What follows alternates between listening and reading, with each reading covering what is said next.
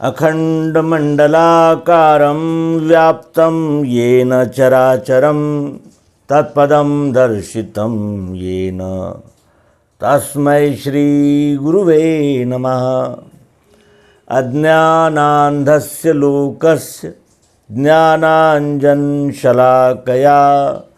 चक्षुरुन्मीलितं येन तस्मै श्री गुरुवे नमः।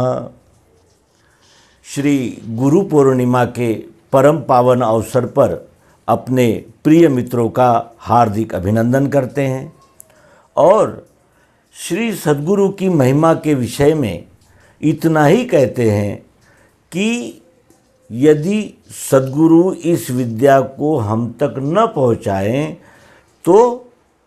तो ये मानवता भाषा, देश, वेश, पंथ, मत, संप्रदाय, ग्रंथ, अनेक वाद विवाद, टीका टिप्पणियाँ, आलेख, कहीं पाखंड, कहीं ढोंग, कहीं अवास्तव ऐसा बनावट, कहीं अपने आप को महान कहलवा लेने की आशा, अनेक महात्मा, अनेक पुजारी, अनेक उपासना पद्धतियों में बटी हुई इस मानवता को कोई राह नहीं थी, कोई उपाय नहीं था।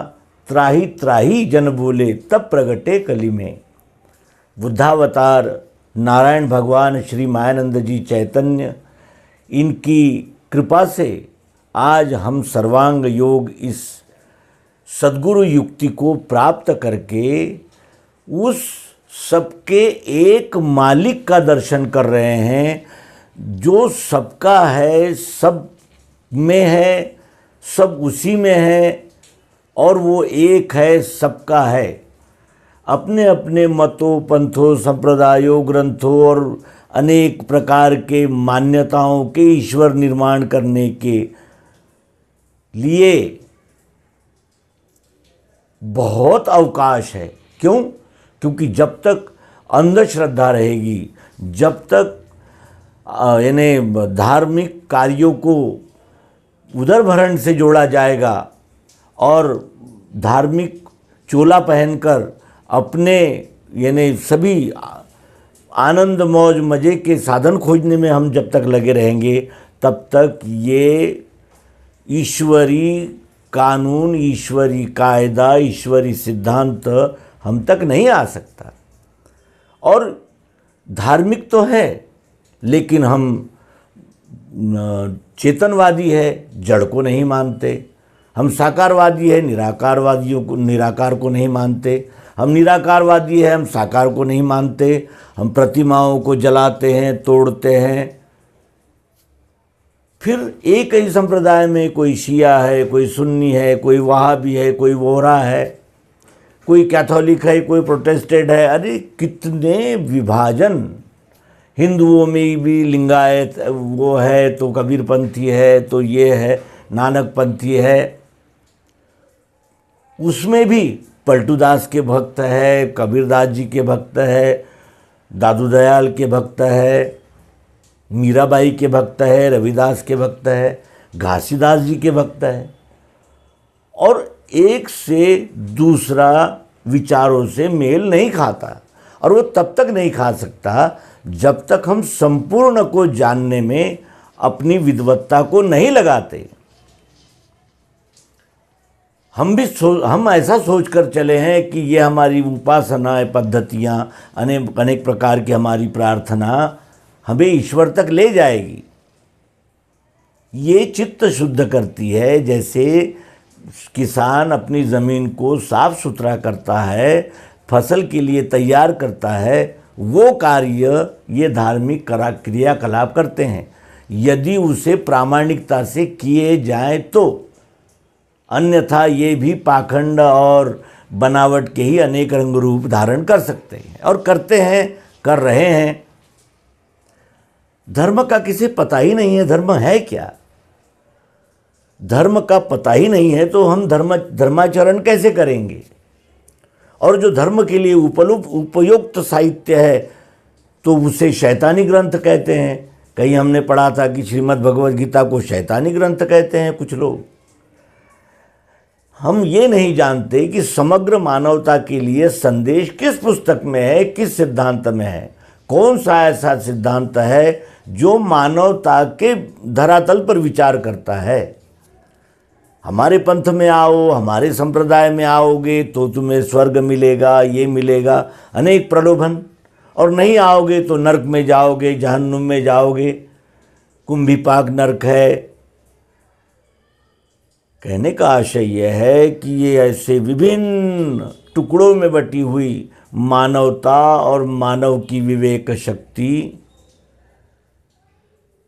एक सूत्र में, एक सिद्धांत में प्रायोगिक, प्रात्यक्षिक, यथार्थ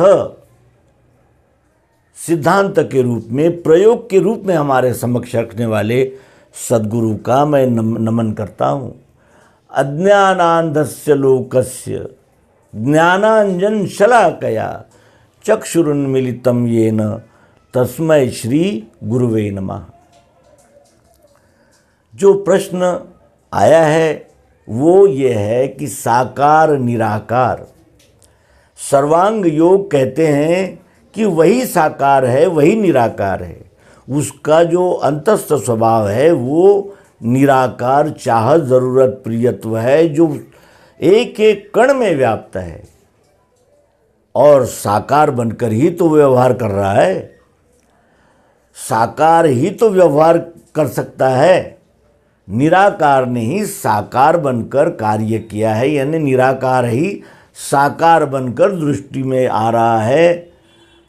सुबह से शाम तक, जन्म से निर्वाण तक, जिससे हमारा संबंध आया है हम उसे ही भूल गए हैं और फिर निराकारवादी और साकारवादी इस प्रकार के विभिन्न झगड़े झंझट खड़े कर दे रहे हैं। और इन के आवरण में छल कपट, बेईमानी, रिश्वतखोरी, दगाबाजी, ऐसे अनेक विकार हम पालते चले आ रहे हैं।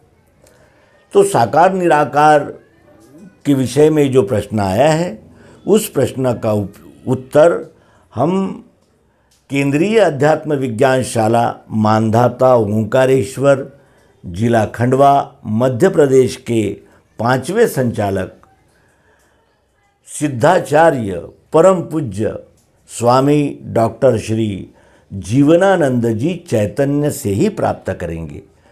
उस वीडियो को जोड़ रहे हैं और उससे हमारे मित्र का समाधान होगा, इसका हमें पूर्ण विश्वास है। तो आइए स्वामी जी से जानते हैं सरलतापूर्वक साकार क्या है, निराकार क्या है, और साकार निराकार का लय किसमें होता है। और वो जैसे वस्तु होती है, वस्तु का नाम होता है और नाम में ही उसका दृश्य भाव यानी साकार भाव और चाह ज़रूरत प्रियत्व रूप निराकार भाव का लय होता है। वस्तु को जानने के लिए ही त्रिपुटी निर्माण की अनुसंधानकर्ताओं ने और ये जाना कि ये साकार और निराकार एक ही वस्तु के दो भाव है। वस्तु का नाम लेते ही नाम लेत भव सिंधु सुखाई, नाम है उसके आगे जान के बुद्धि ही जहाँ, लय को प्राप्त होती है वही सदरूप जानना, वही है अपना रूप पुरुषोत्तम भाव से। जैसे ग्लास, चम्मच, प्लेट ये स्टील के हैं, ये स्टील से बने हैं, स्टील ही है, लेकिन अलग अलग आकार धारण कर लेने से हम उसमें अलग अलग यानी उसका नाम भी अलग हो जाता है, उसका कार्य भी अलग हो जाता है। चम्मच का कार्य कटोरी नहीं कर सकती और कटोरी का कार्य थाली नहीं कर सकती, लेकिन सब स्टील से ही बने हैं। ये वस्तु भाव को प्रत्यक्ष यथार्थ दर्शाने वाले सद्गुरु को नमन करते हैं और शंका का समाधान स्वामी जी से प्राप्त करते हैं। धन्यवाद। नर्मदे।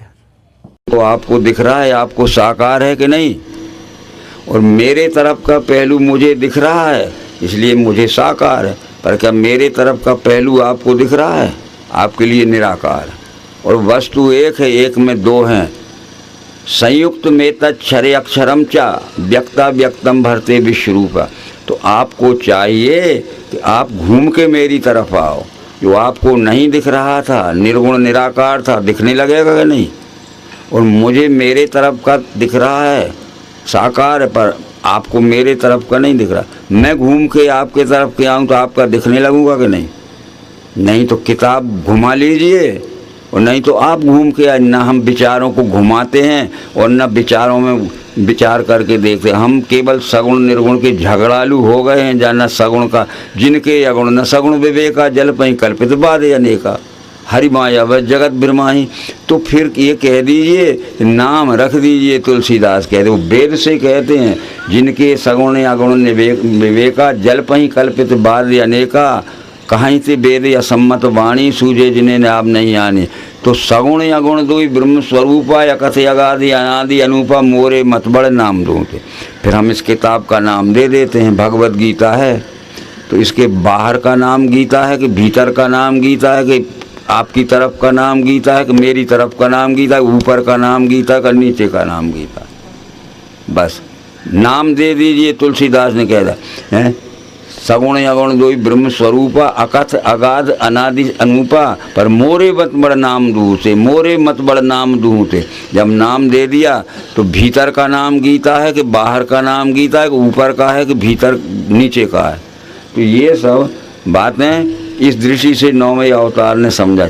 एक झगड़ा भी हमारा पूरा कर दिया कि जो कहते हैं कि सगुण को मानने वाले अज्ञानी हैं, उससे भी हम सहमत नहीं, और जो कहते हैं कि निर्गुण को मानने वाले अज्ञानी, उससे भी हम सहमत नहीं। ठीक है, ये सगुण निर्गुण एक ही वस्तु के दो सापेक्ष स्वरूप हैं, उस दृष्टि से समझ लीजिए आप, तो फिर ये झगड़ा मिट जाएगा। हाँ? तो ये बात तो वेद में भी लिखी है कि संयुक्त में तत्क्षरे अक्षरम चा व्यक्ता व्यक्तम भरते विश्व ईशा। तो इस तरह से अब वो कहते हैं झगड़ा छोड़िए। जो कहते हैं कि सगुण को मानने वाले अज्ञानी हैं, जो कहते हैं निर्गुण को मानने वाले अज्ञानी हैं, पर उस समय के अवतार के कोटि के पुरुषों ने जो समझाया था वो ज्ञान हम भूल गए। तो वो सगुण के मानने वाले खूब प्रतिमाएं पूजते हैं घर में, और वो निर्गुण को मानने वाले प्रतिमाओं को तोड़ते हैं, फेंकते हैं। यही हो रहा है।